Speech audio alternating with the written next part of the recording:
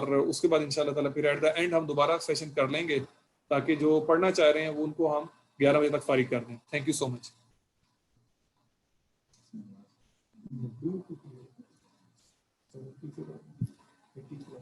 ठीक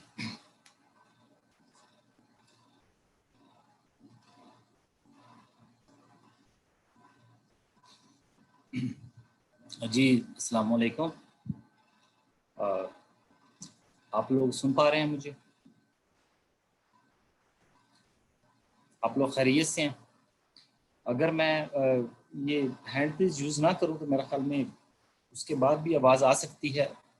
आप बताइए ज़रा, आवाज़ का कोई इशू तो नहीं है आपको आ रहा? I was not comfortable with hand freeze. आवाज़ आ रही है? अच्छा, कुछ लोग कह रहे हैं आवाज़ नहीं आ रही, कुछ लोग कह रहे हैं आवाज़ आ रही है। डॉक्टर साहब, कुछ स्पीकर की शिफ्टिंग तो नहीं इसमें आपने करनी? मैंने हैंड फ्री उतार दी है जी, चेक कीजिएगा।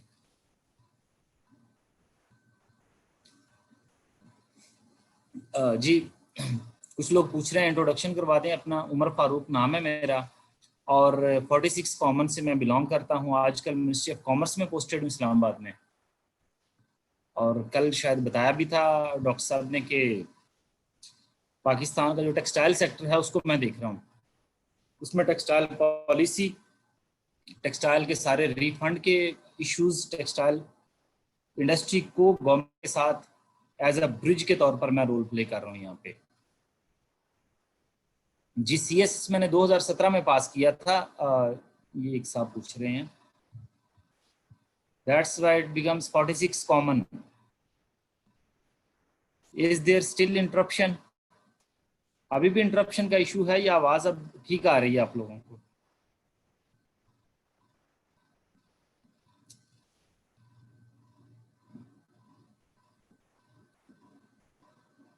क्लियर है जी? तो आप लोगों को जहां हमने कल छोड़ा था वहीं से शुरू करेंगे इंशाल्लाह। पाकिस्तान अफेयर्स मैं आपको पढ़ाऊंगा और करंट अफेयर्स का वो वाला पोर्शन जो पाकिस्तान अफेयर्स के साथ ओवरलैप करता है वो पढ़ाऊंगा। डॉक्टर साहब, आवाज का इशू तो नहीं कोई? एक मिनट बात सुनिएगा। इसमें ना जो इनपुट है ना उसका ऑप्शन होता है। इनपुट का ऑप्शन अगर आप इसी का लैपटॉप का ही दे दें तो मेरा ख्याल में इशू खत्म हो जाएगा। ये आवाज पे एक मिनट दें, ये यहाँ पे ना इनपुट का इशू होता है। सेम सिस्टम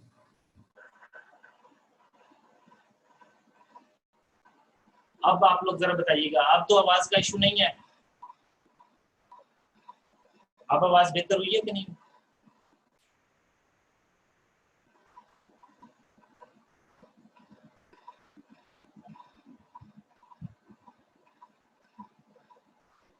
अब ठीक है जी। ज्यादातर लोग कह रहे हैं कि अब ठीक है आवाज।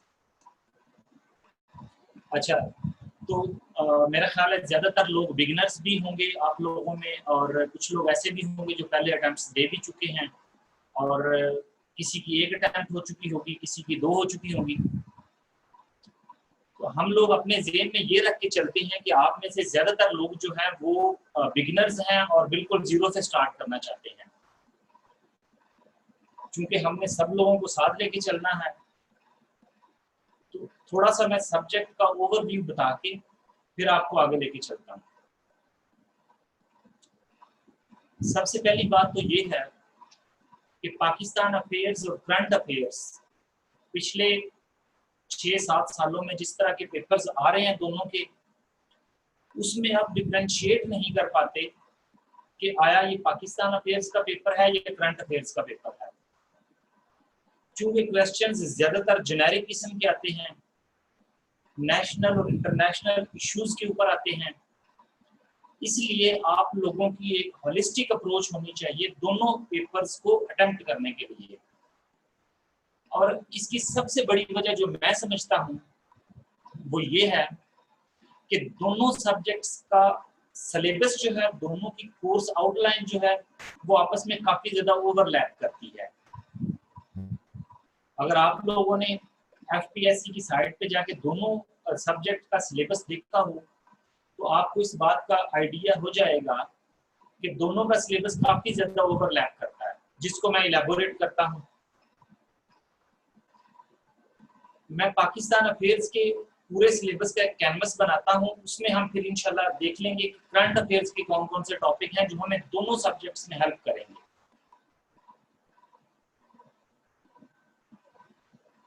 तो पाकिस्तान अफेयर्स को हम 4 हिस्सों में तकसीम कर लेते हैं। पाकिस्तान अफेयर्स के हम टोटल 4 सेगमेंट बना लेते हैं अपनी अंडरस्टैंडिंग के लिए, समझने के लिए और बिल्कुल इजी वे में चीजों को परसीव और इंटरप्रेट करने के लिए हम लोग इसके 4 सेगमेंट बना लेते हैं।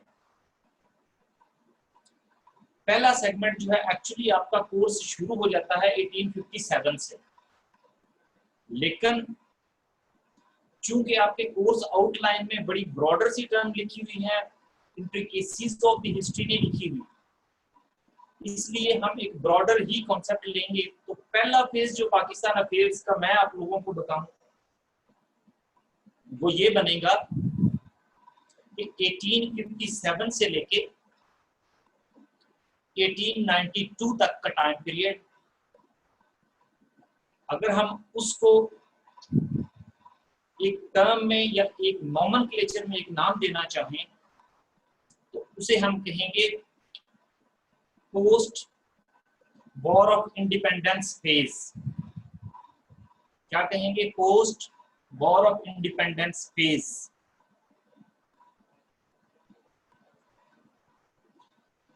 सब लोग समझ आ गई? Are you getting my point?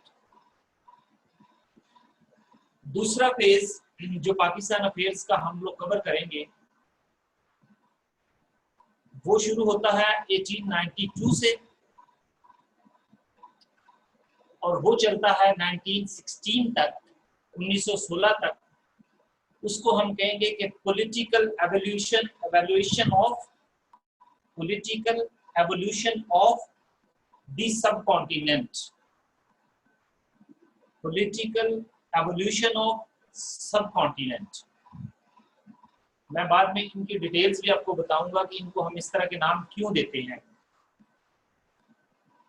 क्योंकि ये वो टाइम पीरियड था जिसमें सब कॉन्टिनेंट के लोग पॉलिटिकली कॉन्शियसनेस गेन करना शुरू हो गए थे। इस टाइम पीरियड में लोगों को, सब कॉन्टिनेंट के लोगों की एक बहुत बड़ी क्लास जो है वो एजुकेशन की तरफ चली गई थी।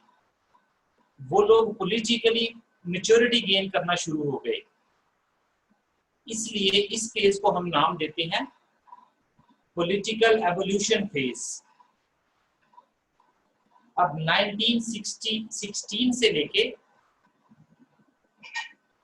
1940 तक का फेज जो है, इस फेज को अगर हम नाम दें तो इसको हम कहेंगे रिकॉन्सिलिएटरी फेज।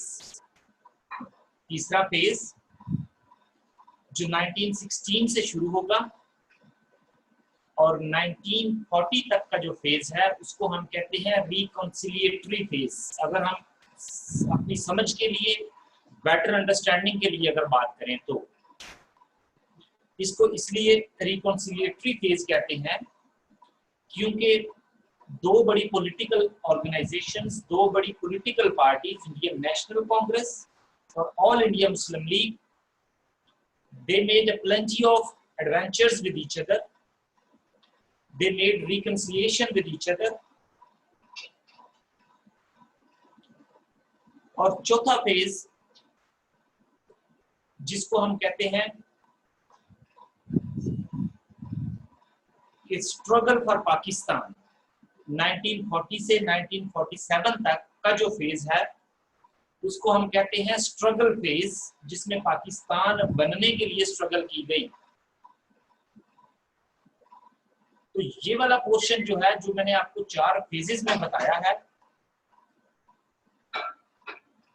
ये हमारा हिस्टोरिकल पोर्शन पूरे का पूरा कवर कर लेगा।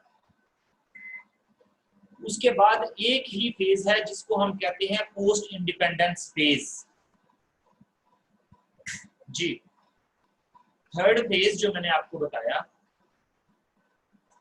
That was the reconciliatory phase. Reconcile किया इंडियन नेशनल कांग्रेस ने ऑल इंडिया मुस्लिम लीग के साथ, as well as with the British government. और चौथा फेज जो है, that is struggle for Pakistan 1940 to 1947। That's why the last phase of Pakistan, last phase before independence is called struggle phase। और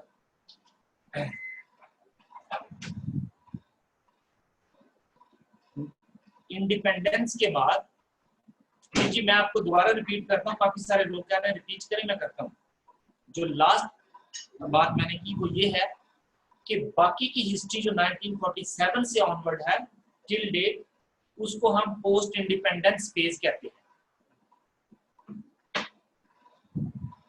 अगर हम प्री इंडिपेंडेंस फेज को दोबारा से देखें तो 4 फेजेस मैंने बताए, 4 फेजेस में हम इसको 4 पोर्शंस में डिवाइड कर सकते हैं। पहला पोर्शन जो मैंने आपको बताया, पहला फेज 1857 से लेके 1892 तक, उसे हमने नाम दिया post war of independence phase. दूसरा फेज जो 1892 से लेके 1916 तक मैंने कहा, उसको हमने नाम दिया पॉलिटिकल एवोल्यूशन फेज। तीसरा फेज जिसको हमने 1916 से लेके 40 तक जो नाम दिया, उसको हमने कहा रिकंसिलिएटरी फेज। और चौथा फेज, उसको हमने नाम दिया स्ट्रगल फॉर पाकिस्तान फेज। तो प्री पार्टीशन हिस्ट्री को हमने 4 सेगमेंट्स में डिवाइड कर लिया। अब उसके बाद की जो हिस्ट्री है, उसको हमने एक बड़ा नाम, ब्रॉडर नाम दे दिया पोस्ट इंडिपेंडेंस हिस्ट्री। अब अपनी अंडरस्टैंडिंग डेवलप करने के लिए, मजीद इलैबोरेटिव वे में समझने के लिए, हमने पोस्ट इंडिपेंडेंस की जो हिस्ट्री है उसको भी सेगमेंटाइज किया हुआ है, पोर्शंस में डिवाइड किया हुआ है। वो मैं बाद में बताता हूँ, लेकिन इससे पहले हम पहले जो बात हमने की है उसको मजीद थोड़ा क्लियर कर लें आप लोगों के साथ। आपके सिलेबस को मद्देनजर रखते हुए कुछ पॉइंट्स जो बनाए हैं हमने, वो आप लोग नोट करें।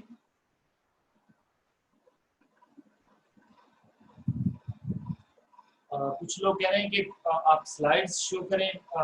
मैं आपको लिखवाता हूँ, आप लिखें, स्लाइड्स भी आपको अवेलेबल हो जाएंगी, डोंट वरी।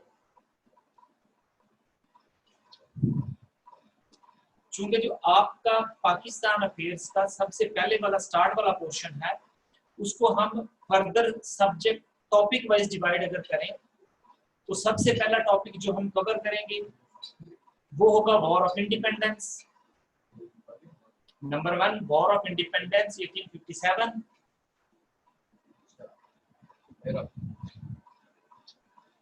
दूसरा टॉपिक जो हम लोग बिल्कुल ब्रीफली इन चीजों को पढ़ते जाएंगे, क्योंकि ये आपके कोर्स में ब्रॉडर वे में शामिल है, लेकिन एक्चुअली क्रिटिक बिल्कुल अलग से लिख के नहीं बताया हुआ कि ये टॉपिक भी आपने करने हैं।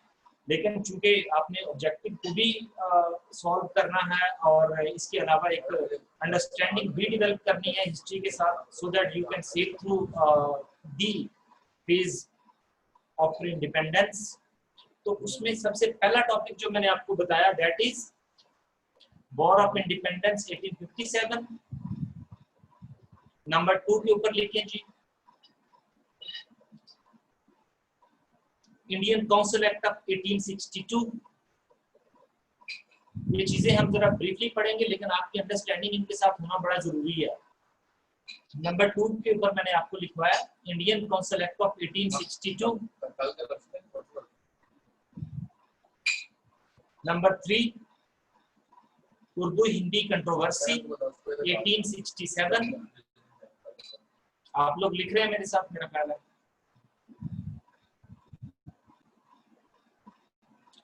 Urdu Hindi controversy 1857 sorry 1867। उसके बाद हम पढ़ेंगे अलीगढ़ 1872। अलीगढ़ आपके कोर्स का पूरा हिस्सा है। That is basically a reformer institution which actually changed the lives of thousands of people in the subcontinent, particularly the Muslims. तो चौथा टॉपिक जो मैंने आपको लिखवाया वो अलीगढ़ मूवमेंट, दैट इज 1872। उसके बाद अगला टॉपिक जिसको हम ब्रीफली पढ़ेंगे वो होगा foundation of Indian national Congress 1885। Foundation of Indian national Congress INC 1885। उसके बाद Indian council act of 1892। Indian council act of 1892। उसके बाद briefly we shall discuss demise of sir Syed Ahmad Khan 1898। Sir Syed Ahmad Khan की वफात 1898 में। आप लोग मेरे साथ हैं। उसके बाद partition of Bengal 1905। Partition of Bengal 1905। Then Shimla Deputation 1906।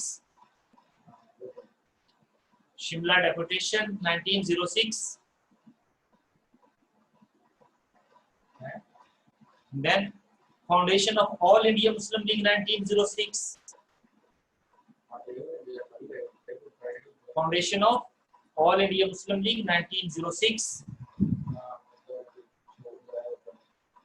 Then Minto-Morley reforms 1909, जिसका दूसरा नाम है इंडियन काउंसिल एक्ट ऑफ 1909। ये आप स्लैश लगा के लिखेंगे।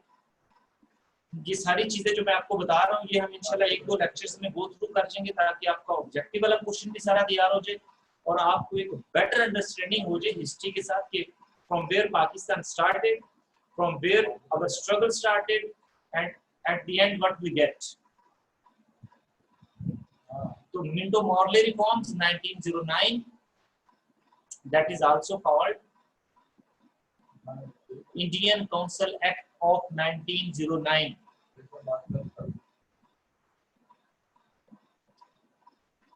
उसके बाद अगला टॉपिक जो हम पढ़ेंगे वो है 1913। देखिए 1913 restructuring of manifesto of all India Muslim league. Restructuring of the manifesto of All India Muslim League 1913। उसके बाद हम लोग पढ़ेंगे लखनऊ पैक्ट। लखनऊ पैक्ट 1916 1916। 1916 के बाद हम लोग चले जाएंगे खिलाफत मूवमेंट पे, दैट इज 1919 1919 खिलाफत मूवमेंट।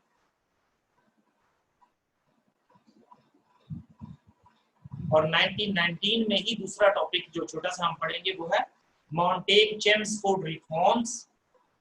मॉन्टेग-चेम्सफोर्ड रिफॉर्म्स स्लैश लगा के लिख लें। इंडियन काउंसिल एक्ट ऑफ 1919, इसको इंडियन काउंसिल एक्ट ऑफ 1919 भी बोलते हैं। Are you getting my points? Are you people with me? आप लोगों को समझ आ रही है? लिख पा रहे हैं आप लोग?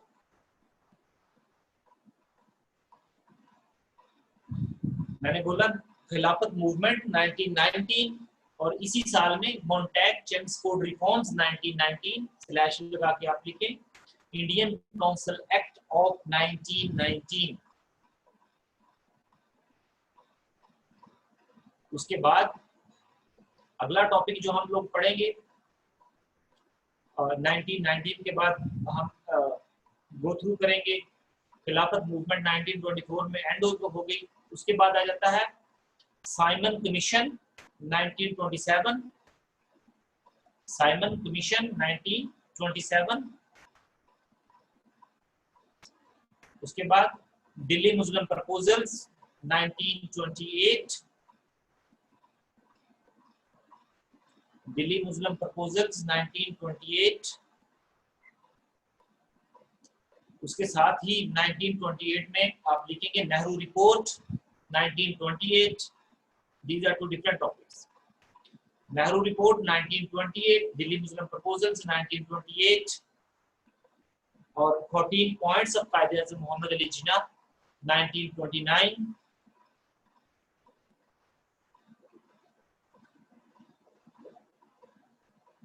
points of Qaid-e-Azam Muhammad Ali Jinnah 1929. Then Allahabad Address 1930. Allahabad Address 1930. Next है First Roundtable Conference 1930. First Roundtable Conference 1930. ये छोटे-छोटे टॉपिक्स हैं, हम सिर्फ अंडरस्टैंडिंग के लिए इनको पढ़ेंगे। आप लोग ये नहीं समझना कि इसमें शायद हम बहुत ज्यादा टाइम लगा देंगे। ये आप देखिएगा एक आध लेक्चर में हम इन सबसे गो थ्रू कर जाएंगे और इंशाल्लाह ऐसे ऐसे पॉइंट्स हम इसमें समझ लेंगे जो आपको मुख्तलिफ पेपर्स में हेल्प करेंगे। फर्स्ट राउंड टेबल कॉन्फ्रेंस 1930, उसके बाद second round table conference 1931, second round table conference 1931, उसके बाद third round table conference 1932, third round table conference 1932 और इसी के साथ एक छोटा सा टॉपिक और है, that is communal award, that is communal award 1932।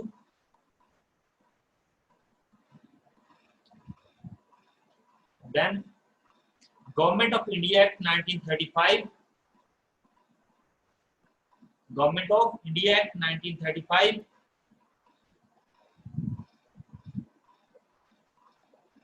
उसके बाद हम लोग पढ़ेंगे Congress ministries 1937 to 1939, Congress ministries from 1937 to 1939। उसके बाद Lahore resolution 1940, Lahore resolution 1940। Then Cripps proposals 1942, Cripps proposals 1942। Then Shimla conference 1945,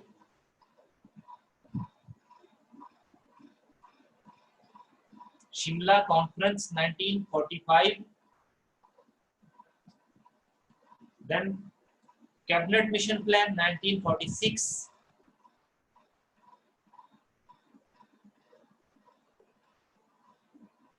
cabinet mission plan 1946। उसके बाद third June plan 1947, third June plan 1947 and finally Indian independence act 1947, finally Indian independence act 1947। ये सारे topic जो मैंने आपको अभी बोले हैं ये है pre partition history of Pakistan. इससे हम दो तीन चीजें जो लर्न करेंगे उसमें सबसे पहली बात जो हमारे लिए समझना इंतहाई जरूरी है वो है स्ट्रगल फॉर पाकिस्तान। इन सारे टॉपिक्स को हम जब समराइज करेंगे तो हम इस पोजीशन में होंगे कि हम ये समझ सकें, number 1 struggle for Pakistan, number 2 how political consciousness was gained by the Muslims of India, how political consciousness was gained by the Muslims of the subcontinent, number 3 जो हम लोग जो चीज हम लोग इससे गेन करेंगे कि what were the major factors which were the major driving force for making Pakistan बनाने के लिए कौन से ड्राइविंग फोर्सेस थे जो इन सारे सालों में चलते रहे। What were the major driving forces for making Pakistan? जो चौथी बात हम लोग सीखेंगे वो ये होगी कि how politically superior the Quaid-e-Azam Muhammad Ali Jinnah was, how politically he was elite, he was superior than Hindus and British as well, and how he contributed towards independence. तो कायद-ए-आज़म मोहम्मद अली जिन्ना की पर्सनालिटी को हम इसमें से जांचेंगे कि उन्होंने किस तरीके से पाकिस्तान को बनाने के लिए दो बड़ी फोर्सेस के साथ लड़ते रहे, एक तरफ हिंदू दूसरी तरफ ब्रिटिश, और उनकी पॉलिटिकल सिगैसिटी क्या थी, उनकी पॉलिटिकल प्रूडेंस क्या थी। कायद-ए-आज़म मोहम्मद अली जिन्ना की पॉलिटिकल प्रूडेंस हम इसमें से निकालेंगे।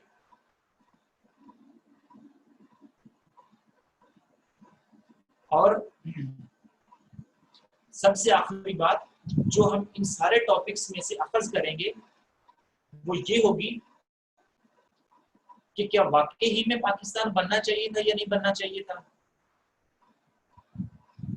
क्या मिस्टेक्स हुई या क्या पॉजिटिव स्टेप्स लिए गए। ये एक बहुत बड़ी डिबेट है आज की कि आइदर पाकिस्तान शुड बी और नॉट, पाकिस्तान को बनना चाहिए था या नहीं बनना चाहिए था। This is a debate.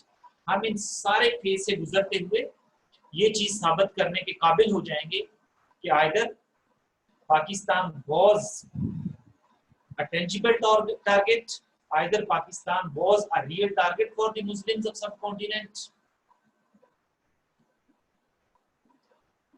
जब हम 47 तक ये सारे टॉपिक कवर कर लेंगे तो उसके बाद हमारा रियल फेज शुरू हो जाएगा जो आपके कोर्स का बहुत बड़ा हिस्सा है।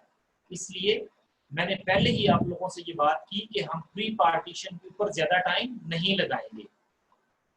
प्री पार्टीशन को हम बिल्कुल टच करते हुए इन सारे छोटे छोटे टॉपिक से गुजरते हुए एक दो ही लेक्चर्स में निकल जाएंगे 47 तक। अब 47 के बाद जो चीजें हम पढ़ेंगे वो भी आप लोग नोट कर लें। अगर आप लोगों के पास आपकी नोटबुक और मार्कपॉइंट्स हैं तो आप कुछ चीजें नोट करें। आपको ये सारा सिलेबस जब एक दफा समझ आ जाएगी तो फिर पढ़ने में बड़ी आसानी होगी, मेरा ख्याल है। तो पार्टीशन के बाद सबसे पहला फेज जो हम लोग देखेंगे, सबसे पहला टेन्योर जो हम लोग पढ़ेंगे, that is exploration of friendship. लिखें आप लोग जरा, चूंकि हमारा पहला टॉपिक जो हम लोग पढ़ेंगे that is foreign policy of Pakistan. ये आप लोग लिख लें, साइड पे लिख लें, फॉरेन पॉलिसी ऑफ पाकिस्तान। और ये टॉपिक पढ़ते पढ़ते आपको ऐसा लगेगा कि शायद हमने आधे से ज्यादा सिलेबस अपना कवर कर लिया हुआ है, क्योंकि मैंने आपका कोर्स इस तरीके से डिजाइन किया है पोस्ट पार्टीशन का 1947 से ऑनवर्ड तक जितना कोर्स है वो इस तरीके से डिजाइन किया है कि हम एक बड़ा कैनवस पकड़ लें, एक बड़े टॉपिक को ले लें जिसको मैंने नाम दिया फॉरेन पॉलिसी ऑफ पाकिस्तान का। उसके अंदर हम छोटे छोटे टॉपिक्स जो पढ़ते जाएंगे वो हम 2020 तक पहुंचेंगे। और यहाँ पहुंचने के बाद आप लोगों को इस बात का इदराक हो जाएगा कि शायद आप लोगों ने मोर देन 50% कोर्स अपना पढ़ लिया है। तो इसके लिए आप लोग चंद फेजेस में बना रहा हूँ पोस्ट पार्टीशन के लिए, वो आप लोग मेरे साथ लिख लें। Number 1, exploration of friendship, that is the first phase after partition, that is exploration of friendship 1947 to 1953।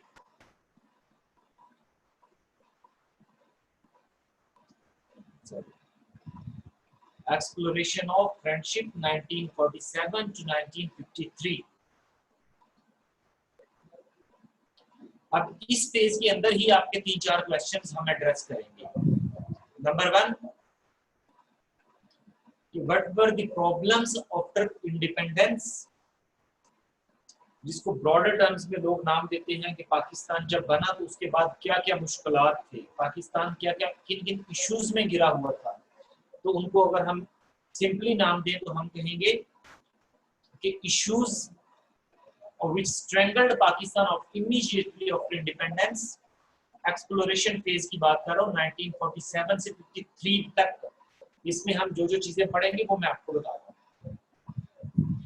दूसरा पॉइंट या दूसरा टॉपिक जो हम इसी फेज में पढ़ेंगे वो होगा कॉन्स्टिट्यूशनल डेवलपमेंट ऑफ पाकिस्तान। क्या पढ़ेंगे? Constitutional development of Pakistan. अब आप आस्ते आस्ते कोर्स अपना देखना शुरू करेंगे तो आपको आइडिया होना शुरू हो जाएगा कि अब हम रियल में उन्हीं टॉपिक्स को टच कर रहे हैं जो आपके कोर्स आउटलाइन का हिस्सा है। दोबारा से सुने, पोस्ट पार्टीशन में यानी 1947 से ऑनवर्ड जब हम चलेंगे तो पहला फेज उसको हमने नाम दिया एक्सप्लोरेशन ऑफ फ्रेंडशिप। क्योंकि पाकिस्तान जब बना तो पाकिस्तान दुनिया में दोस्त ढूंढ रहा था फॉर सर्वाइवल, अपनी इंटेग्रिटी को, सॉवरेनिटी को मेंटेन रखने के लिए Pakistan was actually exploring friends. तो इस फेज को नाम दिया एक्सप्लोरेशन ऑफ फ्रेंडशिप। इसके आगे ब्रैकेट में आप लोग लिख लेंगे 1947 टू 1953। इसकी सब हेडिंग में जो हम टॉपिक्स पढ़ेंगे उसमें मैंने कहा कि पहला टॉपिक होगा कि issues which faced Pakistan immediately after independence.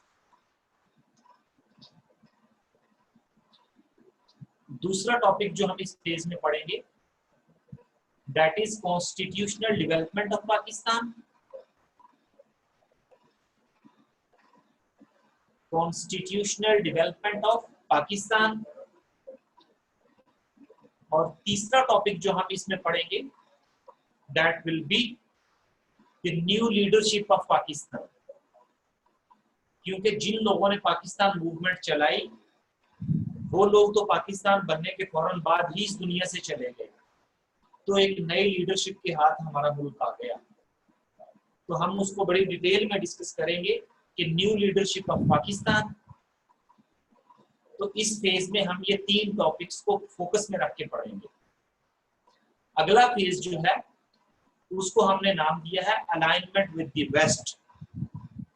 दूसरे फेज को हमने नाम दिया है alignment with the West, that is 1953 to 1962. 1953 to 1962, that is alignment with the West.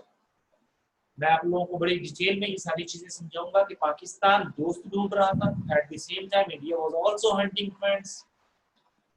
तो पाकिस्तान यूएसए के साथ अलाइन हो गया और वेस्ट के साथ अलाइन हो गया, जबकि इंडिया जो था वो रशिया के साथ और उसकी लॉबी के साथ अलाइन हो गया। तो इस फेज को हमने नाम दिया alignment with the West 1953 to 1962। इसमें जो हम सब टॉपिक्स पढ़ेंगे वो होगा development projects for Pakistan number 1, जिनको हम दूसरे लफ्जों में कहते हैं कि 5 year plans for Pakistan. Number 2, food crisis for Pakistan and agricultural policy. Food crisis of Pakistan and agricultural policy.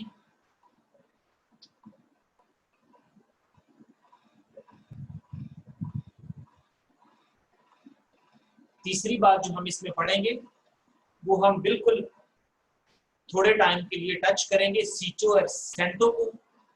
SEATO, CETO stands for South East Asia Treaty Organization. South East Asian Treaty Organization, CETO। और दूसरी organisation जिसको हम पढ़ेंगे that is CentOS. सीटो पाकिस्तान ने 1954 में join की और सेंटो को 1955 में ज्वाइन किया, that is CENTO, CENTO। CENTO stands for central treaty organisation जिसका दूसरा नाम मीचो भी है, मिडल ईस्ट ट्रीटी ऑर्गेनाइजेशन भी इसको कहते हैं, और इसका तीसरा नाम बगदाद पैक्ट भी है, क्योंकि बगदाद भी पहले शामिल था, इराक भी शामिल था इस ट्रीटी में, और बाद में वो इसमें से एक्सक्लूड हो गया, तो बगदाद पैक्ट नाम चेंज कर दिया गया। दोबारा रिपीट कर देता हूँ, मैं दूसरे फेज की बात कर रहा हूँ, that is alignment with the West. इसको ब्रैकेट में जब आप लोग लिख लेंगे ना 1953 से 1962 तक, उसमें हम जो टॉपिक्स पढ़ेंगे उसमें सबसे पहले मैंने आपसे बात की कि हम पाकिस्तान के फूड क्राइसिस और एग्रीकल्चरल पॉलिसी पे बात करेंगे। नंबर 2, हम पाकिस्तान के 5 ईयर प्लान्स के बारे में बात करेंगे, जिनको हम डेवलपमेंट प्रोजेक्ट्स कहते हैं, ये प्लान्स कहते हैं। और तीसरी बात हम करेंगे सीटो और सेंटो की। SEATO is south east Asian treaty organisation, Pakistan जिसका हिस्सा बना अगेंस्ट चाइना। ये बातें आपको आगे जब ये डिटेल में हम पढ़ेंगे कि चाइना के अगेंस्ट पाकिस्तान सीटो का हिस्सा बना इन 1954।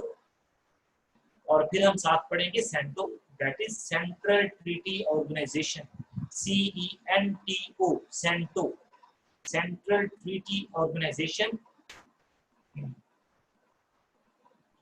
1955 में पाकिस्तान इसको ज्वाइन किया, मैंने बताया जिस तरह। इसका दूसरा नाम था METO, METO, Middle East treaty organisation, और तीसरा नाम इसका बगदाद पैक्ट।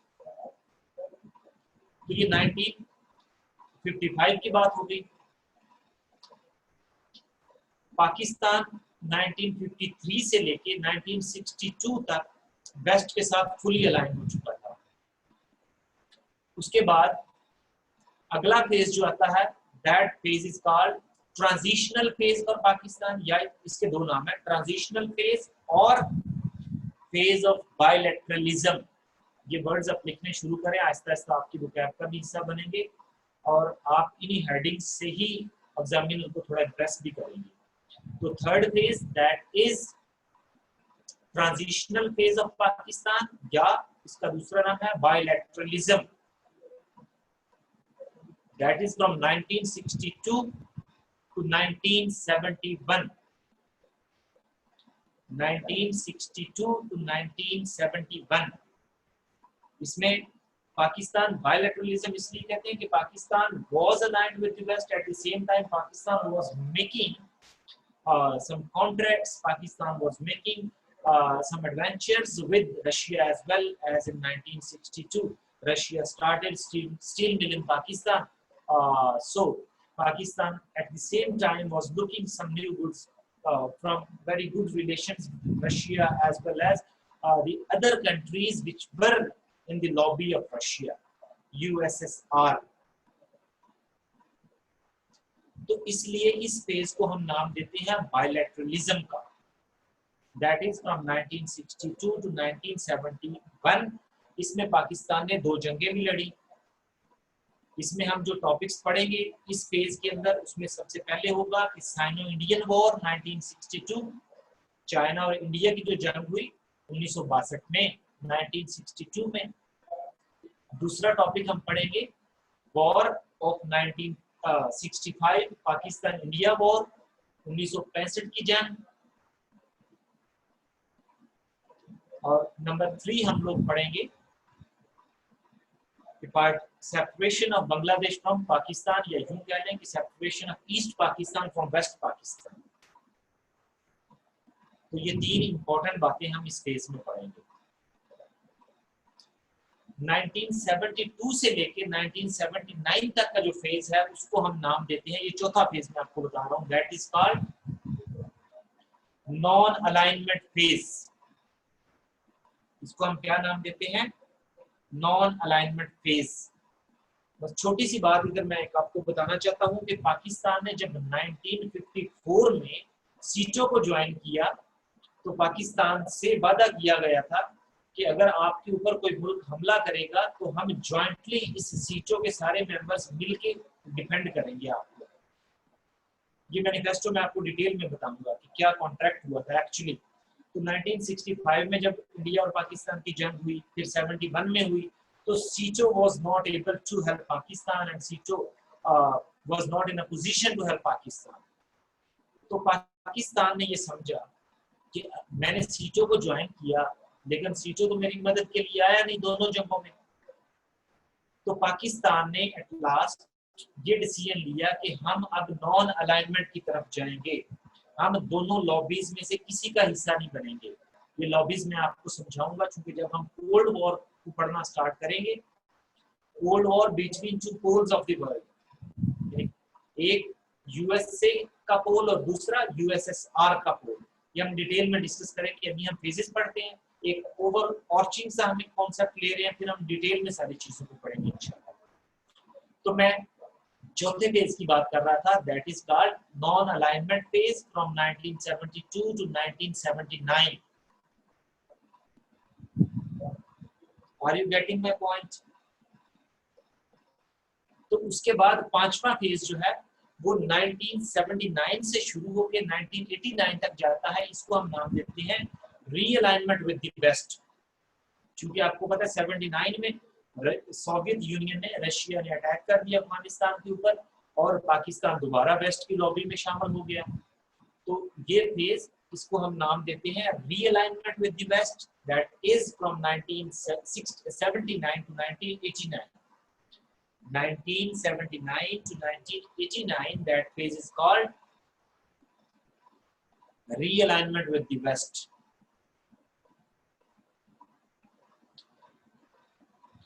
उसके बाद छठा फेज जो है उसको हम नाम देते हैं democratic phase of Pakistan. Democratic phase of Pakistan from 1990 to 1999। इसमें पाकिस्तान की 4 गवर्नमेंट्स आई, 2 पाकिस्तान पीपल्स पार्टी की, 2 पाकिस्तान मुस्लिम लीग नून की। तो चूंकि इसमें 4 डेमोक्रेटिक सिविलियन गवर्नमेंट्स इलेक्ट हुई, तो इसलिए हम इस फेज को नाम देते हैं democratic phase of Pakistan from 1990 to 1999। This is called democratic phase of Pakistan, या इसका दूसरा नाम हम ये रखते हैं कि पोस्ट कोल्ड वॉर फेज। क्योंकि आप लोगों को जब डिटेल में मैं बताऊंगा कि 1989 में रशिया ने अनाउंस किया कि वो विथड्रॉ करेगा अफगानिस्तान से, और फाइनली 1991 में Russia that was disintegrated. So cold war भी एंड हो गई उसके साथ ही, जैसे रशिया डिसइंटीग्रेट हुआ कोल्ड वॉर एंड हो गई। तो इस फेज को हम पोस्ट कोल्ड वॉर फेज भी कहते हैं। Are you getting my points? तो हम लोग छठा फेज, जिसको हमने नाम दिया डेमोक्रेटिक फेज ऑफ पाकिस्तान या post cold war phase, that is from 1990 to 1999। उसके बाद अगला फेज जो है उसको हम नाम देते हैं पोस्ट 9/11 फेज। सातवां फेज, 7th फेज जो है that is post 9/11 phase till date 2020 तक। आज तक हम इसको पढ़ेंगे। तो इस तरीके से हमने पोस्ट पार्टीशन हिस्ट्री को भी 7 फेजेस में डिवाइड कर लिया है, जिसमें हम आपके कोर्स आउटलाइन के ज्यादातर टॉपिक्स को इन्हीं फेजेस की सूरत में कवर करने की कोशिश करेंगे, ताकि आपको पेपर अटेम्प्ट करने में भी आसानी हो, समझने में भी आसानी हो और चीजों को ग्रास्प करने में भी आसानी हो।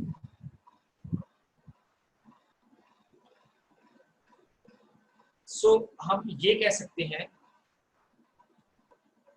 कि प्री पार्टीशन और पोस्ट पार्टीशन हिस्ट्री को हम फेजेस में डिस्कस करेंगे, ताकि आपकी अंडरस्टैंडिंग बेहतर हो सके। अब इसके बाद हम लोग आते हैं पाकिस्तान अफेयर्स का वो वाला हिस्सा जो करंट अफेयर्स के साथ ओवरलैप करता है। पाकिस्तान अफेयर्स का वो वाला हिस्सा जो करंट अफेयर्स के साथ ओवरलैप करता है। इस बात को अच्छे तरीके से समझने के लिए जरूरी है कि आप लोग नेक्स्ट पेज के ऊपर करंट अफेयर्स की एक छोटी सी आउटलाइन बनाएं कि आप करंट अफेयर्स में क्या क्या पढ़ेंगे। फिर हम इजीली दोनों में से आइडेंटिफाई कर सकेंगे कि कौन से टॉपिक्स पाकिस्तान अफेयर्स में भी हैं और करंट अफेयर्स में भी है। तो करंट अफेयर्स के टोटल कोर्स को हम 4 हिस्सों में तकसीम करते हैं, 4 बड़े ग्रुप्स में डिवाइड कर लेते हैं। पहले को हम नाम देते हैं रिलेशंस का, नंबर 1 इज रिलेशंस। लिख रहे हैं आप लोग, करंट अफेयर्स लिख के कोर्स आउटलाइन लिख के आप लिखें फेज 1 या आप लिखें ग्रुप 1। ग्रुप 1 के नीचे बड़ी हेडिंग में रिलेशंस। रिलेशंस में हम पाकिस्तान के रिलेशंस को पढ़ेंगे। अब इसके कितने टॉपिक्स बनेंगे देखें जरा। Pakistan relations with India, Pakistan relations with China, Pakistan relations with Afghanistan, Pakistan relations with Iran, ये तो हो गए हमारे नेबर्स। उसके बाद Pakistan relations with USA, Pakistan relations with Russia, 6 हो गए। और फाइनली हम थोड़ा सा टच करेंगे Pakistan relations with Saudi Arabia as well as Turkey. तो इस तरीके से बुनियादी तौर पर 8 रिलेशंस हैं जो हम करंट अफेयर्स के ग्रुप 1 में पढ़ेंगे, या उसके पूरे सिलेबस का पहला चंक जो है वो रिलेशंस पे कंप्राइज करेगा। अब यहाँ पे ये बात इंतहाई इंपॉर्टेंट है जो आप लोग समझेंगे कि रिलेशंस वाला ये पूरा पोर्शन ये करंट अफेयर्स का भी हिस्सा है और पाक अफेयर्स का भी हिस्सा है। इज इट क्लियर कि रिलेशंस वाला जो ग्रुप ए है करंट अफेयर्स की आउटलाइन का, that is also part of Pakistan affairs. Is it clear? अच्छा, करंट अफेयर्स का ग्रुप 2, उसको हम नाम देते हैं ऑर्गेनाइजेशंस का। करंट अफेयर्स की आउटलाइन में उसके सिलेबस में जो दूसरा ग्रुप है दैट इज कॉल्ड ऑर्गेनाइजेशंस। इसके नीचे सब हेडिंग्स में जो आप लिखेंगे UNO, United Nations Organisation. Number 2 आप लिखेंगे NATO, North Atlantic Treaty Organisation. NATO, North Atlantic Treaty Organisation. उसके बाद आप लिखेंगे SCO, Shanghai Cooperation Organisation. Number 4 पे आप लिखेंगे सार्क। नंबर 4 पे आप लिखेंगे SAARC, South Asian Association for Regional Cooperation, SAARC, South Asian Association for Regional Cooperation, SAARC. Number 5 पे आप लिखेंगे आसियान, ASEAN। जो न्यू कमर्स हैं, जो बिगिनर्स हैं, वो ये चीजें लिखें, ASEAN, ASEAN।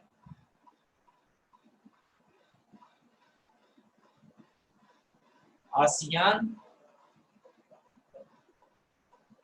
Association of South east Asian Nations, ASEAN, Association of South east Asian Nations, ASEAN. फिर हम पढ़ेंगे उसके बाद ECO, इकोनॉमिक कोऑपरेशन ऑर्गेनाइजेशन। ये ऑर्गेनाइजेशन वाला जो दूसरा ग्रुप है उसकी मैं सब हेडिंग्स आपको बता रहा हूँ। ECO, Economic Cooperation Organisation. फिर हम पढ़ेंगे OIC, Organisation of Islamic countries,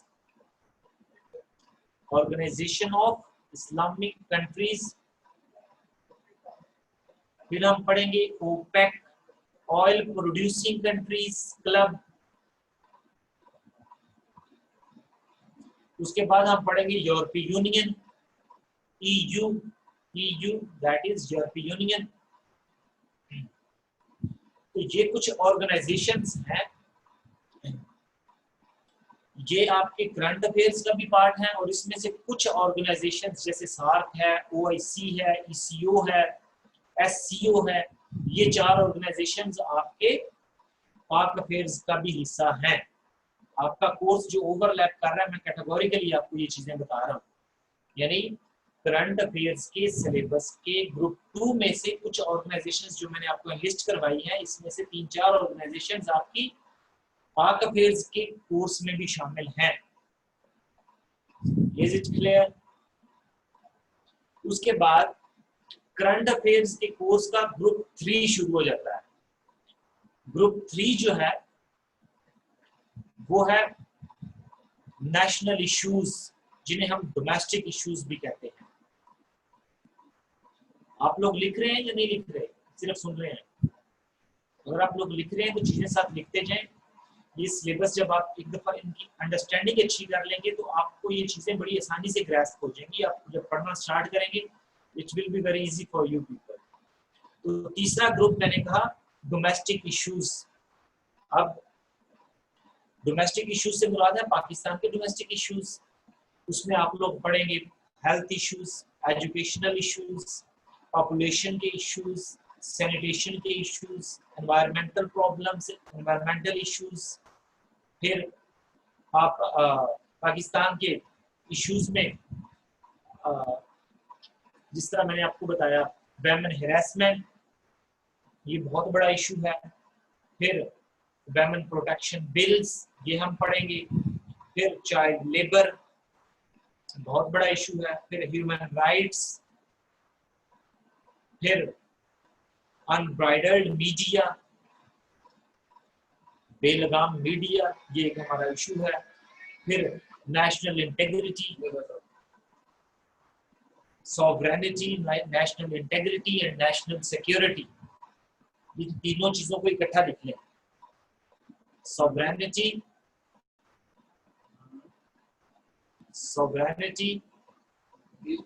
national integrity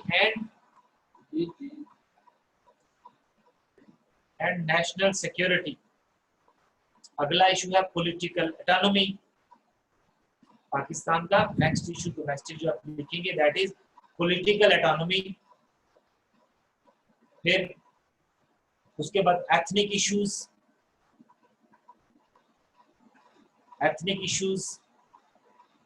फिर extremism and religious disintegration, religious bifurcation. सादा तरीके से अगर आप इसे लिखें तो आप यूं लिख लेंगे कि एथनिक इश्यूज को अलग लिख लें और सेक्टेरियनिज्म को नीचे अलग लिख लें। सेक्टेरियनिज्म ब्रॉडर टर्म हो जाती है कि sectarianism is also an issue for Pakistan. फिर इकोनॉमिक इश्यूज, इकोनॉमिक क्राइसिस, फिर एनर्जी इश्यूज ऑफ पाकिस्तान,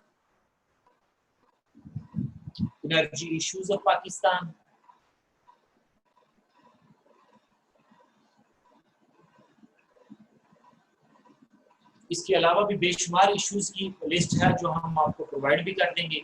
तो कहने का मतलब ये था कि तीसरा ग्रुप जो है करंट अफेयर्स का वो है डोमेस्टिक इश्यूज। ये इश्यूज भी आपने दोनों सब्जेक्ट्स के लिए तैयार करने हैं, पाकिस्तान अफेयर्स के लिए भी और करंट अफेयर्स के लिए भी। और फाइनली चौथा ग्रुप जो है करंट अफेयर्स की कोर्स आउटलाइन का दैट इज इंटरनेशनल इश्यूज। अगर मजीद प्रिसाइज करके कहें तो हम ये कह सकते हैं कि regional and international issues of Pakistan या ग्लोबल इश्यूज, जिसमें बड़े बड़े इश्यूज में कुछ आपको लिखवा देता हूं। जैसे कश्मीर इशू है, नंबर 2 पैलेस्टाइन इशू है। फिर इस टाइम दुनिया में एक बहुत बड़ी वेव चली हुई है दैट इज कॉल्ड पॉपुलिज्म।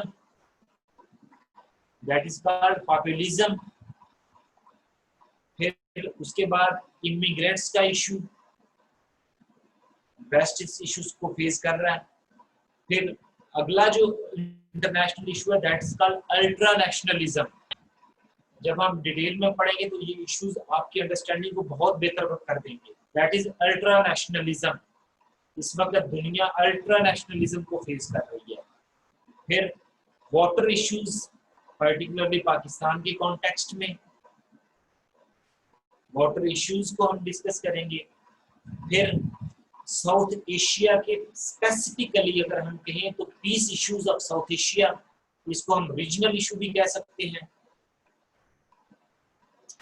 फिर सीरियन इशू,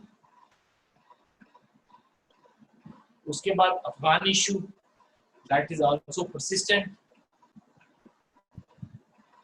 फिर उसके बाद चाइना यूएसए ट्रेड वॉर,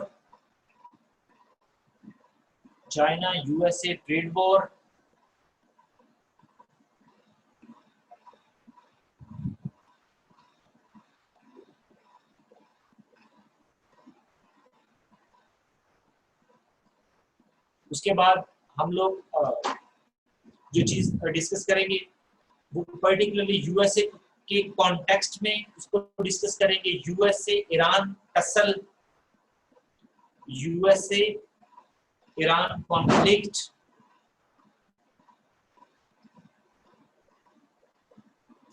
उसके बाद अगला टॉपिक जो इसमें आएगा that is geo strategic location of Pakistan, geo strategic location of Pakistan, threats and way forward,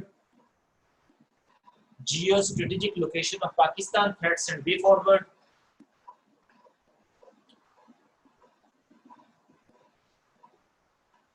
उसके बाद China India border issue, China India border issue, then India Nepal border issue.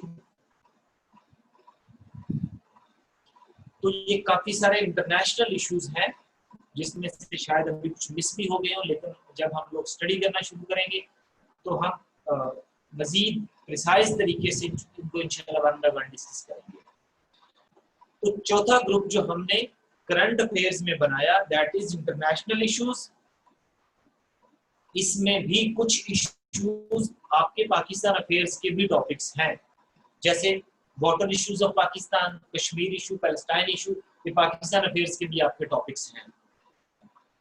Are you getting my point? फिर politics in South Asia, particularly in the context of Afghanistan, this is also part of your Pak affair syllabus.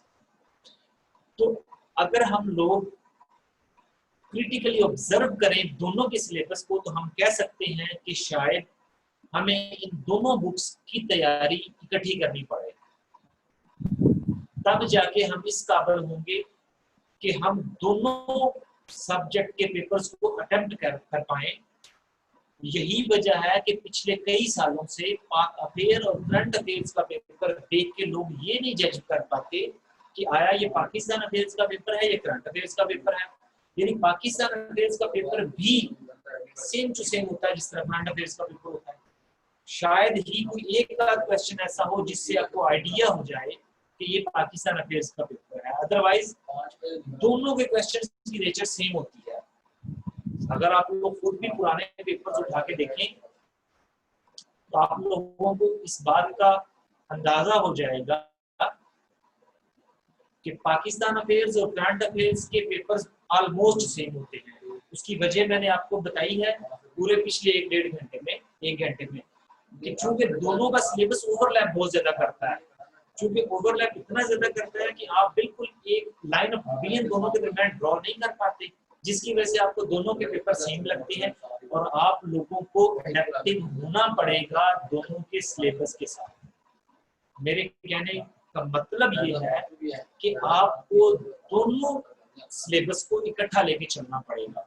आप इसको divide ना करें तो बेहतर है। आप दोनों के कोर्स आउटलाइन एक साथ तैयार करें, दोनों के क्वेश्चन एक साथ आउटलाइंस बना के अपने रजिस्टर्स में अपने नोट्स में आप देखिएगा कि आपको दोनों पेपर्स एक जैसे ही लगेंगे सवाए एमसीक्यू से। तो यहाँ तक आप लोग मेरे साथ हैं, आप लोगों को समझ आई?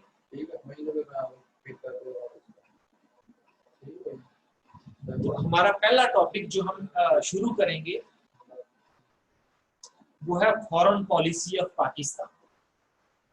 ये टॉपिक ना सिर्फ पाकिस्तान अफेयर्स का टॉपिक है बल्कि करंट अफेयर्स का भी टॉपिक है, मैंने पहले ही आपको बता चुका हूँ।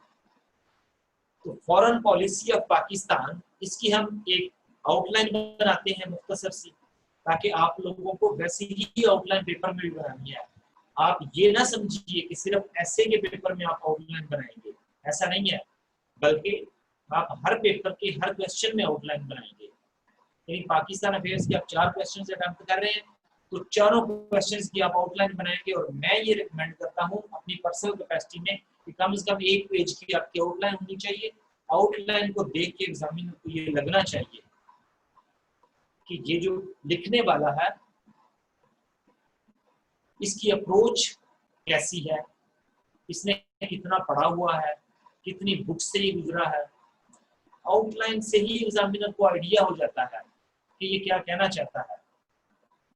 इसलिए बजाय इसके कि वो आपके 6 पेजेस में से गुजरे और उसकी कोई राय ना बन सके, तो आप उसकी राय बना दें। बजाय इसके कि वो उकता जाए शेप आपके पेज क्वेश्चन के पढ़ के और उसे ये ना समझ आए कि आप क्या कहना चाहते हैं, तो आप उसको आउटलाइन में ही अपनी बात बता दें कि भाई मैं ये कहना चाहता हूँ। उसके लिए भी आसानी हो जाएगी। तो आप लोग सबसे पहले ये बात ध्यान में रखें कि आपने इवन इस्लामियत के पेपर में भी आपने आउटलाइंस बनानी है, आपका कोई ऑप्शनल पेपर है उसमें भी आउटलाइंस बनानी है। Outline is mandatory. तो फॉरेन पॉलिसी ऑफ पाकिस्तान, चूंकि हम पहला टॉपिक जो शुरू कर रहे हैं, चूंकि आप लोग काफी देर से 8 बजे से बैठे हुए, ऑलमोस्ट 3 घंटे होने वाले हैं आप लोगों को। मुझे आइडिया भी है कि आप लोग इस वक्त फुल उठा चुके हैं और मजीद आप बर्दाश्त नहीं कर पा रहे, लेकिन सिर्फ हम आउटलाइन बनाएंगे और कल हम इंशाल्लाह इसको डिस्कस करेंगे। तो पॉइंट नंबर 1 जो आउटलाइन का आप लिखेंगे वो आप लिखेंगे इंट्रोडक्शन। नंबर 1 पे इंट्रोडक्शन, ये मार्कर के साथ आप खूबसूरत सी आउटलाइन एक पेज की बनाएंगे। पॉइंट नंबर 2 जो होगा वो आपका होगा हिस्टोरिकल बैकग्राउंड। नंबर 2 के ऊपर आप लिखेंगे हिस्टोरिकल बैकग्राउंड या हिस्टोरिकल पर्सपेक्टिव, दोनों लफ्ज आप यूज कर सकते हैं।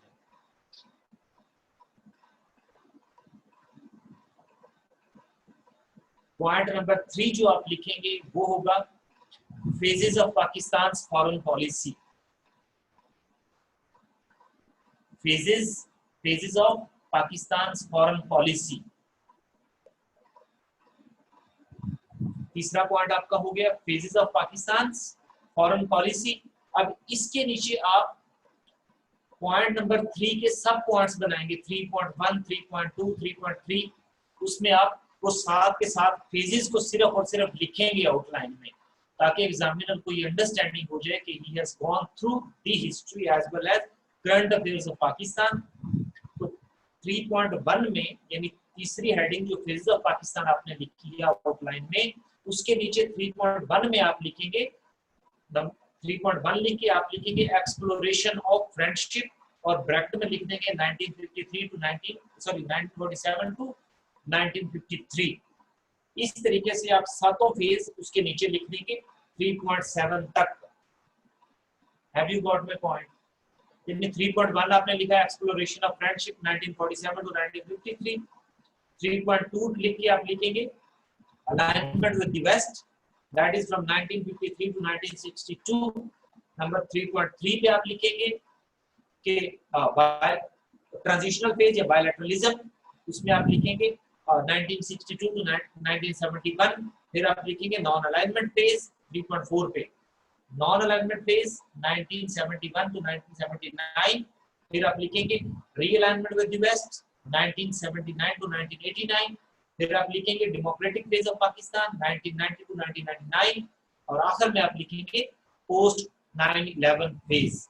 तो ये इससे उसको आइडिया हो जाएगा कि he want to actually make a complete concept of foreign policy of Pakistan, not only in the background of Pakistan but at the same time the future prospects on which the foreign policy of Pakistan should be determined. ये बात उसको in phases से idea हो जाएगा इस बात का कि ना सिर्फ इसको ये पता है कि पाकिस्तान की फॉरेन पॉलिसी किन किन मराहिल से गुजर के आई है, बल्कि ये इस बच्चे को ये भी पता है कि how Pakistan foreign policy should be formulated. Have you got my point? तो तीसरी हेडिंग जो आपने अपनी आउटलाइन में दी है that is phases of Pakistan foreign policy, उसके नीचे आपने 7 सब हेडिंग्स लिख दी। जो चौथा पॉइंट आप लिखेंगे अपनी आउटलाइन का, वो आप लिखेंगे कि main determinants of Pakistan foreign policy, कि पाकिस्तान की फॉरेन पॉलिसी के मेन डिटरमिनेंट्स क्या हैं, कौन से ऐसे फैक्टर्स हैं जो पाकिस्तान की फॉरेन पॉलिसी को डिफाइन करते हैं, या कौन से ऐसे पॉइंट्स हैं जो पाकिस्तान जिनके ऊपर पाकिस्तान की फॉरेन पॉलिसी खड़ी हुई है। इनको हम लोग कहेंगे कि determinants of Pakistan foreign policy, या सादा अल्फाज में कहें कि वो कौन सी बुनियादें हैं जिनके ऊपर पाकिस्तान की फॉरेन पॉलिसी खड़ी हुई है। आर यू विद मी?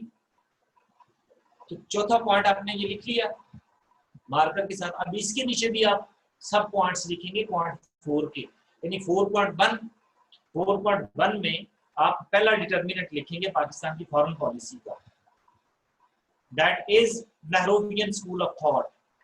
पहला पॉइंट आप लोग उगता तो नहीं गए यहाँ पे? कुछ लोग मैसेज करके बता सकते हैं कि what's your mental status right now? आप लोग उगता तो नहीं गए? शायद थक चुके होंगे। All are silent. आप इसमें चैट में मैसेज करके, are you getting my points? अच्छा, तो लोग कह रहे हैं कि हम लोग उगता नहीं है। खैर, चौथा पॉइंट हमने कहा determinants of Pakistan foreign policy, कि पाकिस्तान की फॉरेन पॉलिसी किन किन बुनियादों पे खड़ी हुई है। उसमें सबसे पहला पॉइंट जो है ना, यानी 4.1 में अब आप लिख रहे हैं, आपको अगर समझना है तो मैं आपके लिए एक आउटलाइन बनाऊंगा और मैं आपके साथ कल शेयर भी करूंगा कि आपने आउटलाइन वैसे ही बनानी है, ताकि शायद कुछ लोग कंफ्यूज हो रहे होंगे कि मेन हेडिंग हम 4 पे पहुंचे हैं। पहली इंट्रोडक्शन, दूसरी हिस्टोरिकल बैकग्राउंड, तीसरी के ऊपर हमने कहा कि phases of Pakistan foreign policy, उसके नीचे सब हेडिंग्स बनाई हमने 3.7 तक। फिर हम पॉइंट 4 पे आ गए। 4 पॉइंट में हमने कहा determinants of Pakistan foreign policy. अब उसके फिर फर्दर सब पॉइंट्स हम बना रहे हैं। अच्छा, उसमें पहला डिटर्मिनेंट जो है that is Nehruvian school of thought. Nehru से NEHRUVIAN, Nehruvian school of thought. Nehru, Pandit Motilal Nehru, उसका बेटा जवाहरलाल नेहरू, उन्हीं के नाम के ऊपर नेहरूवियन स्कूल ऑफ थॉट। चूंकि जब पाकिस्तान बना था तो पंडित जवाहरलाल नेहरू ने कहा था कि Pakistan will not sustain neither economically nor geographically, so there will be a day when Pakistan will plead to India that we are ready to re-amalgamate with you। Nehru ने कहा था कि पाकिस्तान इकोनॉमिकली भी सस्टेन नहीं कर पाएगा और जियोग्राफिकली भी सस्टेन नहीं कर पाएगा, और एक दिन आएगा कि पाकिस्तान खुद जो है वो हमें कहेगा कि हमें अपने साथ मिला लो। और अगली बात जो उसने की, that is too much alarming. उसने कहा कि if this day will not come then we shall forcefully amalgamate Pakistan into India, जिसको हम उर्दू में किताबों में अगर आप पढ़ें तो आपको नजर आएगा लिखा हुआ अखंड भारत का नजरिया। अखंड भारत क्या है? Reunion of the sub continent. Hindustan अभी भी ये समझता है कि उस पाकिस्तान जो उससे अलहदा हुआ है ये इंडिया का कोई एक पार्ट उससे अलग हो चुका है, और एक दिन आएगा कि दोबारा ये उसमें शामिल हो जाएगा या हम फोर्सफुली इसको शामिल करेंगे। इस पूरी फिलॉसफी को नेहरू ने कहा, जो बात कही that is too much alarming for Pakistan, तो पाकिस्तान ने इसको जो नाम दिया हुआ है, एक्सट्रीमली सॉरी, वो है Nehruvian school of thought. Nehruvian school of thought क्या है? कि there will be a day when Pakistan will plead to India that we want to re-amalgamate with you people. This will not come in our lives इंशाल्लाह। तो ये India ये समझता है कि पाकिस्तान सस्टेन नहीं कर पाएगा। तब 1948 में ये बात की कि Pakistan will neither sustain economically nor geographically, so there will be a day when Pakistan will request us to re-amalgamate in subcontinent। so इसको हम अखंड भारत का नजरिया कहते हैं, लेकिन पाकिस्तान ने इसको अपनी फॉरेन पॉलिसी का सबसे बुनियादी और बड़ा डिटर्मिनेंट बना के रखा हुआ है। ये बात आप में से कईयों के लिए शायद नई भी होगी, ये इंतहाई इंपॉर्टेंट पॉइंट है। ये चीजें जो आगे हम पढ़ेंगे और मैं आपको बताऊंगा, ये आपके पेपर को आपके कंपेटिटर्स के पेपर से डिफरेंशिएट करेंगी, और इसी डिफरेंशिएशन और इंडिविजुअलिटी की बेस के ऊपर you people will get better scores इंशाल्लाह। तो आप लोग, पहला डिटर्मिनेंट हमने कहा नेहरूवियन स्कूल ऑफ थॉट। इसकी मैं अगर छोटी सी मिसाल आपको दूं तो वो इस तरह से है कि इंडिया ये कहता है कि पाकिस्तान एक दिन जरूर इंडिया में शामिल हो जाएगा, तो पाकिस्तान ने इसको एज अ थ्रेट लिया। तो अब पाकिस्तान जब भी अपनी फॉरेन पॉलिसी बनाता है तो इंडिया की फॉरेन पॉलिसी को मद्देनजर रख के, यानी पाकिस्तान इंटरनेशनल एरिना में कोई भी स्टेप लेता है तो इंडियन फॉरेन पॉलिसी को सामने रखते हुए। जैसे इसकी मैं मिसाल आपको देता हूँ कि 1969 में नॉन प्रोलिफरेशन ट्रीटी आया। 1969 में नॉन प्रोलिफरेशन ट्रीटी यूएनओ की तरफ से एक आइडिया फ्लोट किया गया कि जो मुल्क जो है वो न्यूक्लियर वेपन्स रखते हैं या जो न्यूक्लियर पावर्स हैं वो न्यूक्लियर टेक्नोलॉजी किसी दूसरे मुल्क को ट्रांसफर नहीं करेंगे। This was an idea floated by United Nations Organization on the push of United States of America। तो वो ये था कि कोई भी मुल्क जिसके पास न्यूक्लियर पावर है वो न्यूक्लियर टेक्नोलॉजी किसी दूसरे मुल्क को ट्रांसफर नहीं करेगा। ठीक है, इसको हमने नाम दिया नॉन प्रोलिफरेशन ट्रीटी, और यूएनओ ने कहा कि सारे मुल्क इसको साइन करेंगे। तो इंडिया ने कहा कि हम इसको साइन नहीं करेंगे। इंडिया ने कहा, हालांकि इंडिया 1974 में न्यूक्लियर पावर बना है, तो उससे पहले ही इंडिया ने कहा जी हम तो ये ट्रीटी साइन नहीं करेंगे। जब इंडिया ने इनकार किया तो पाकिस्तान ने जो आर्गुमेंट दिया, जो प्ले दी, पाकिस्तान का पॉइंट ये था, yes, India has denied to sign it, so why should we sign it? We will not sign। क्या मतलब, जो इंडिया ने स्टांस लिया पाकिस्तान ने उसको देख के स्टांस लिया।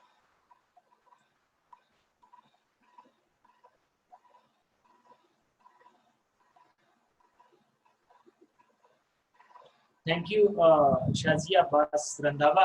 Thank you so much for your comments. Thank you so much. अभी हम इंशाल्लाह आगे जाके मजीद चीजें पढ़ेंगे, आपका इंटरेस्ट भी डेवलप होगा और आप लोगों के लिए हम चीजें इंशाल्लाह इंटरेस्टिंग ही बना के आप लोगों के साथ शेयर करेंगे, ताकि आप लोगों के कॉन्सेप्ट्स बाकी लोगों से बेहतर तरीके से क्लियर होने चाहिए। तो मैं बात कर रहा था एनपीटी की, नॉन प्रोलिफरेशन ट्रीटी।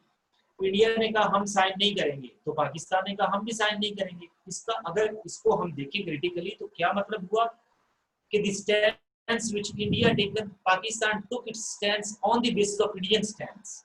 मैं सही कह रहा हूँ कि पाकिस्तान ने वो स्टांस लिया जो इंडिया ने लिया हुआ था उसी बेस पे। तो इसका मतलब ये हुआ कि पाकिस्तान अपनी फॉरेन पॉलिसी बनाता है इंडिया की फॉरेन पॉलिसी को देख के। पाकिस्तान वो एक्शन लेता है जो इंडिया एक्शन लेता है, क्योंकि हमारे बैकग्राउंड में ये चल रहा है कि इंडिया आज भी ये बात सोचता है कि there will be a day when the dream of Nehru will be materialised, but ऐसा दिन नहीं आएगा। इंडिया लेकिन सोचता है कि अभी भी नेहरू का ख्वाब जो है वो शर्मिंदा ताबीर होगा। Pakistan will reamalgamate with India. इंशाल्लाह this day will not come in our lives, after our lives, coming generations as well। तो कहने का मतलब ये है कि Nehruvian school of thought is like threat for Pakistan। This is a threat which has imprinted in our subconscious that we make our decisions with respect to the decisions taken by India। ठीक है, दूसरी मिसाल इसकी ले लें CTBT 1993 I think, CTBT comprehensive test ban treaty. अब UNO ने दूसरा आइडिया जो फ्लोट किया वो था CTBT comprehensive test ban treaty. इसका मतलब ये था कि जिन मुल्कों के पास न्यूक्लियर पावर है, जो न्यूक्लियर वेपन्स रखते हैं या नहीं रखते, कोई भी मुल्क अब से न्यूक्लियर टेस्ट नहीं करेगा। कोई भी मुल्क न्यूक्लियर टेस्ट नहीं करेगा। इंडिया ने कहा कि अमेरिका तो बहुत पहले न्यूक्लियर पावर बन गया, उसने अपने सारे वेपन्स को टेस्ट भी किया, दुनिया ने देखा। अब उनका कॉन्फिडेंस लेवल अपने वेपन्स के ऊपर 100% है, उन्हें पता है भाई ये काम करते हैं, हमारे वेपन्स जो है वो यूजफुल हैं। अब हम कोई वेपन बनाते हैं और जब तक हम टेस्ट नहीं करते हमें क्या पता चलेगा कि हमारा बनाया हुआ वेपन एक्चुअली ये काम करेगा भी नहीं, टारगेट को हिट कर पाएगा कि नहीं। जैसे हम कोई मिसाइल बनाते हैं तो हम उसे कैसे टेस्ट करें? लेबोरेटरीज में तो मिसाइल टेस्ट नहीं हो सकते। तो इंडिया ने कहा कि बाकी दुनिया के ममालिक जो हैं वो तो अपनी टेक्नोलॉजी, अपने न्यूक्लियर वेपन्स को टेस्ट कर चुके हैं, तो हमें क्यों रोका जा रहा है, हम भी टेस्ट करेंगे। So India denied to sign CTBT, तो Pakistan also denied to sign CTBT. हालांकि पाकिस्तान उससे 5 साल बाद न्यूक्लियर पावर बना था 1998 में। तो आप यूं देख लें कि हिस्ट्री में पाकिस्तान जो मेजर डिसीजंस लेता रहा है वो विद रिस्पेक्ट टू इंडिया लेता रहा है। इंडिया ने चूज किया कि वो रशियन लॉबी को ज्वाइन करेगा इमीडिएटली आफ्टर इंडिपेंडेंस, तो पाकिस्तान ने उसके रिवर्स, उसके अपोजिट जाके यूएसए को के ब्लॉक को ज्वाइन किया। यानी इंडिया ने कम्युनिस्ट ब्लॉक को ज्वाइन किया तो पाकिस्तान ने कैपिटलिस्टिक ब्लॉक को ज्वाइन किया। ये हम कल डिबेट करेंगे इंशाल्लाह। कोल्ड वॉर जब हम स्टार्ट करेंगे तो हम दुनिया के पोल्स को डिफाइन करेंगे। मैं आपको बताऊंगा कि किस तरह दुनिया पोलराइज हुई, उस पोलराइजेशन के बाद किस तरह ब्लॉक्स बने, ये कोल्ड वॉर कितनी देर चली, तो सारी बातें हम डिस्कस करेंगे। तो खैर कहने का मतलब ये था कि first determinant of our foreign policy is Nehruvian school of thought. ठीक हो गया जी। अब दूसरा डिटर्मिनेंट जो पाकिस्तान की फॉरेन पॉलिसी का है, that is good relations with the neighbours. Pakistan अपनी फॉरेन पॉलिसी बनाता है जिसकी वजह से हमारे ताल्लुकात हमारे हमसायों से खराब ना हो। ये हमारी फॉरेन पॉलिसी का दूसरा डिटर्मिनेंट है, good relations with the neighbours. तीसरा डिटर्मिनेंट ये है कि friendly relations with all the nations of the world. तीसरा, friendly relations with all the nations of the world. चौथा, brotherly relations with Muslim states, यानी मुसलमान ममालिक के साथ हम ब्रादराना ताल्लुकात। Brotherly relations with all Islamic states.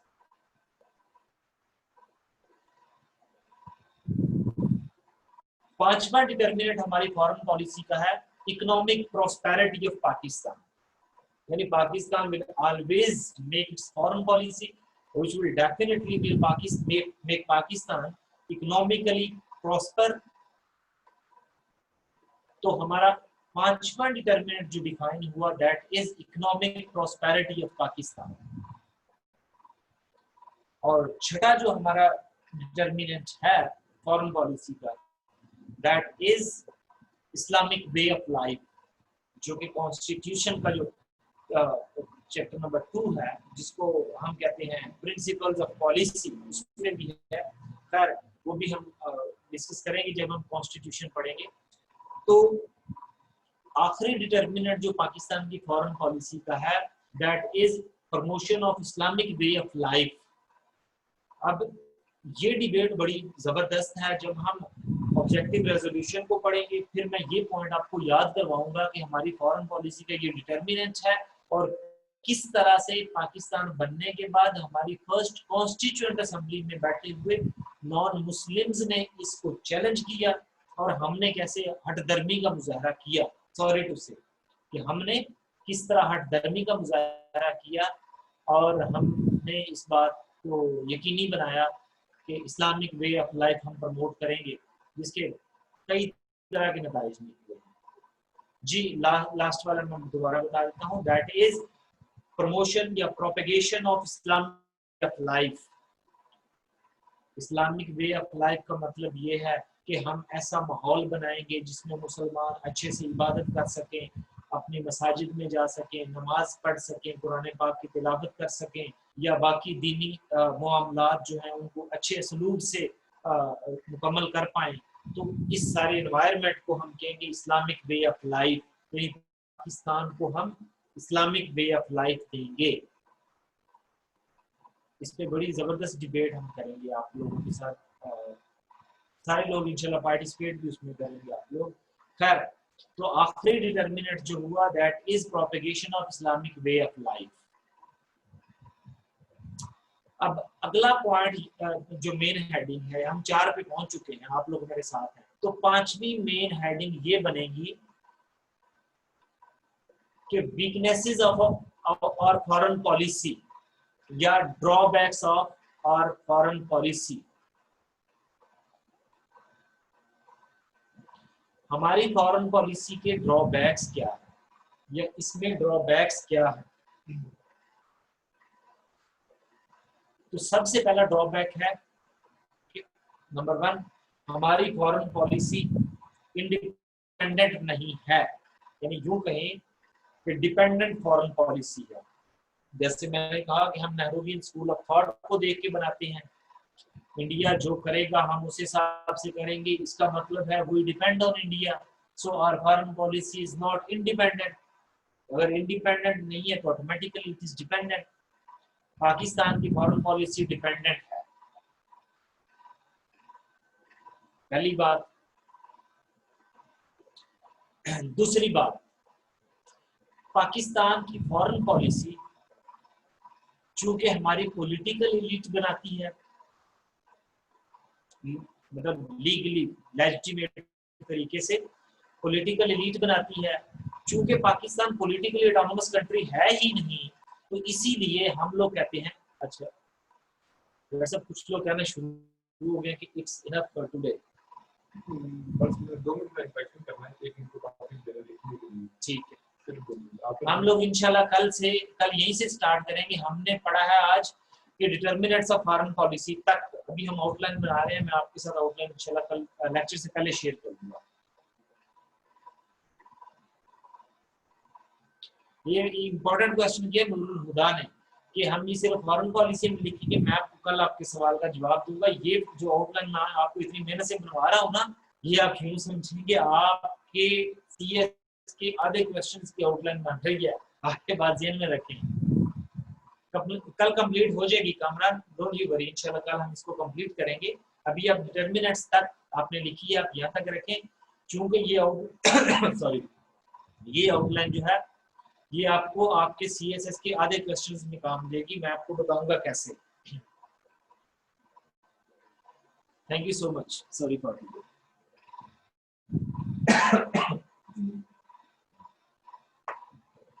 Thank you so much. Umar Farooq साहब का लेक्चर बड़ा ज़बरदस्त था, बड़े लोगों ने तारीफ की, मुझे मैसेज बहुत सारे आ रहे थे। अच्छा, सिर्फ 2 बातें करके आज का सेशन खत्म कर देते हैं। एक तो ये कि क्वेश्चन आंसर सेशन हम नहीं कंडक्ट कर पाए क्योंकि लोग बहुत ज़्यादा थे हमारे साथ और बहुत ज़्यादा मैसेज थे। लेकिन जब रेगुलर सेशन शुरू होगा उसमें ये होगा कि हमारे पास चूँकि लोग हमें पता होगा कौन है, कम होंगे डेफिनेटली, और हम उस वक्त ज़्यादा इंटरेक्शन कर सकेंगे। दूसरी चीज़ ये कि एक टॉपिक आपको लिखने के लिए जो है ना वो दे रहे हैं हम। इसके ऊपर आप सारों से मैं रिक्वेस्ट करूंगा कि 1 सफ़ा या कम से कम 1 पैराग्राफ वो आप लिख के तो उसामा को या उमैर भाई को इनको सबमिट करवा दें, ठीक है। चाहे व्हाट्सएप पे भेज दें, चाहे इनसे मेल पे भेज दें। वो जस्ट आपने 1 पैराग्राफ लिखना है या 1 पेज लिखना है, ठीक है। तो हम अंदाजा ये करना चाह रहे हैं कि आपका हम थोड़ा सा वो असेस कर लें कि आपका अभी इस वक्त क्या लेवल है, लिखने का क्या अंदाज है, और उसमें हम थोड़ा सा उसको फिर अपना ज़हन बना लें कि इस लेवल पे आप ऑलरेडी खड़े हुए हैं, ठीक है। टॉपिक बड़ा इजी सा मैं देता हूँ, मैं यहाँ चैट में लिख भी देता हूँ। Indian state is disintegrating. Simple सा फ्लैट सा टॉपिक है, इंडियन स्टेट इज डिसइंटीग्रेटिंग।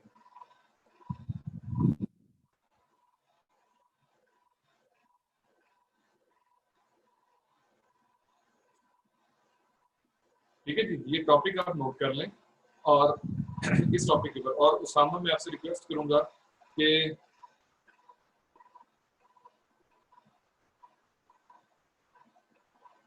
नहीं, आप बेफिक्र रहें। उमर साहब कुछ लोग ये कह रहे हैं कि हमने इसको ट्रायल समझ के पूरा नहीं लिया या आधा लिया, तो क्या रेगुलर क्लासेस में ये चीजें रिपीट कर देंगे आप? हाँ जी, लेकिन जब आप इतने 73 स्टूडेंट थे, जब मैं ऊपर 30 रह गए हैं, मुझे खुद बहुत बुरा लगा। बस बात है बच्चों को नहीं सर, असल में आप कैसे निकल सकते? नहीं, एक्चुअली शायद कुछ लोग इस वजह से गए कि 11 बजे तक अमूमन पंजाब में, हम इस्लामाबाद में बैठे हैं, अमूमन लोग 10-9 बजे सोने का टाइम होता है, तो इसका टाइम भी हमें थोड़ा सा एक्सरसाइज करना पड़ेगा, पिछला पड़ेगा, और आपको हमें फ्रेश लेक्चर देना पड़ेगा फर्स्ट बार, क्योंकि ये आप पूछ रहे हैं तो आप ये आपको दोबारा भी मिल जाएगा रिकॉर्डेड फॉर्म में भी हमारे पास। ऑब्वियसली प्रॉबेबली आज की रिकॉर्डिंग होगी, हम इंशाल्लाह वो भी कर देंगे शेयर, जो हमारे रेगुलर होंगे जो बाद में। ये टॉपिक नोट कर लें बराए मेहरबानी। और उसामा, आप जो लोग चले गए थे या जो लोग पहले सेशन में थे दूसरे में वो चले गए, उनको भी आप ये कन्वे करें कि इस टॉपिक के ऊपर एक एक पैराग्राफ, एक एक पेज लिख के जरूर दें, क्योंकि ये सारी बातें हवा में रह जाएंगी। लिखना जो है वो की है, ये बड़ा इम्पोर्टेंट, वो लिखना बहुत इंपॉर्टेंट है, क्योंकि जितना आप लिखने की प्रैक्टिस करेंगे, और हमारा सारा फोकस भी आपको लिखवाने पे होगा, जितना हम पढ़ाएंगे उससे ज्यादा आपसे लिखवाएंगे। तो इंडियन स्टेट इज डिसइंटीग्रेटिंग, इसके ऊपर एक पैराग्राफ या एक वो आप लिख के हमें भिजवा दीजिएगा। पैराग्राफ में एक पेज सारे तीन चार बातें भी लिखेंगे, एक पेज बन जाएगा। हमें एक पैराग्राफ क्या चेक करेंगे, उससे क्या असेसमेंट होगी। एक पेज लिखेंगे, हमने सिर्फ असेसमेंट करनी है कि आप किस लेवल पे हैं, कौन सा प्रोजेक्ट किस लेवल पे है, हमको हमने किसको कहां से उठाना है। तो एक पेज आप पूरा लिखें इसके ऊपर, मतलब कह रहे हैं एक पेज पूरा लिखें, हमें आपका पूरा आइडिया हो जाएगा कि आप किस लेवल पर खड़े हैं, और किस लेवल से हमने कहां से स्टार्ट करना है। ठीक है जी। व्हाट्सएप ग्रुप डेफिनेटली बनाएंगे, लेकिन जब ये ट्रायल अभी तो चल रहा है तो भी कुछ लोग आ रहे हैं जा रहे हैं, वो आना जाना लगा हुआ है। जो लोग सीरियस होंगे और साथ चलेंगे उनके लिए व्हाट्सएप ग्रुप बनाएंगे। अब मैं इसको कंक्लूड कर देता हूँ। जो लोग आप में से सेशन अटेंड कर लीजिए, जिन्होंने जाना चाहें वो चले जाएं। किसी का कोई एक क्वेश्चन है खासतौर पे उमर साहब से रिलेटेड तो वो मुझे बता दें, ठीक है। या जनरल अगर आप कल की क्लास और परसों की क्लास के बारे में पूछना चाह रहे हैं तो क्वेश्चन एक आध कर लें। नहीं, अभी हम व्हाट्सएप इसका ग्रुप इस तरह से क्रिएट नहीं कर रहे कि रिकॉर्डिंग, लेकिन आपको बहरहाल मिल जाएगी इंशाल्लाह ताला, वो कोई कहीं नहीं जा रही।